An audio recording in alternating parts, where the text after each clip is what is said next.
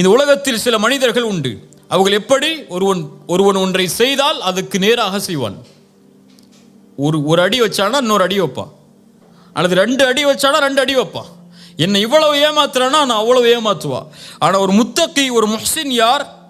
அவன் அநீதம் செய்யப்பட்டால் மன்னிப்பான், அவனுக்கு சிரமத்தை கொடுத்தால் பொறுமை காட்பான், அவனுக்கு கொடுக்காமல் தடுத்து கொண்டால் அவன் கொடுப்பான், அவனை வெட்டி வாழ்ந்தால் சேர்த்து வாழ்வான்.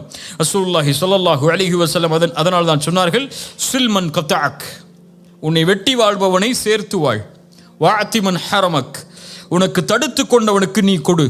வஅஃபு அம்மன் ஸலமக், உனக்கு அநீதம் செய்தவனை மன்னித்து விடு.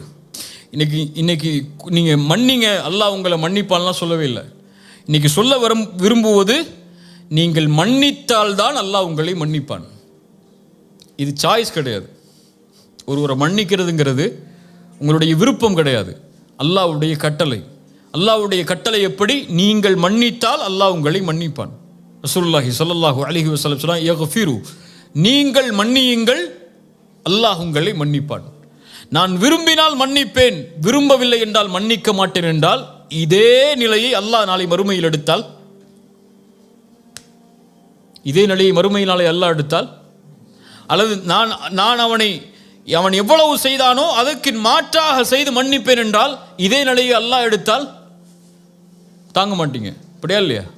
இப்போ நான் ஏன் மன்னிக்க வேண்டும் என்று நீங்கள் சொல்லிட்டாலே, நான்கிற வார்த்தை மேலே வந்துட்டாலே நீங்கள் என்ன நினச்சிக்கிறீங்க? நான் மேலே இருக்கிறேன், அவன் கீழே இருக்கிறான்னு நினச்சிக்கிட்டீங்க. இப்போ நான் மேலே இருக்கிறேன், நீங்கள் கீழே இருக்கிறேன்னு நினச்சிக்கிட்டீங்கன்னா உங்கள் மனசில் என்ன இருக்குது? பெருமை வந்துருச்சு. உன் மனசில் பெருமை வந்துருச்சுன்னா கடுகளவு வந்தாலும் சொர்க்கம் நுழைய முடியாது, நரகம் உனக்கு உரித்தாகும். இப்போ ஒரு மனிதனை மன்னிக்கும் போதுதான் நான் யார் என்பது எனக்கு தெரியும். எனக்கு அநீதம் இழைக்கப்படும் போதுதான் நான் யார் என்பது எனக்கு தெரியும்.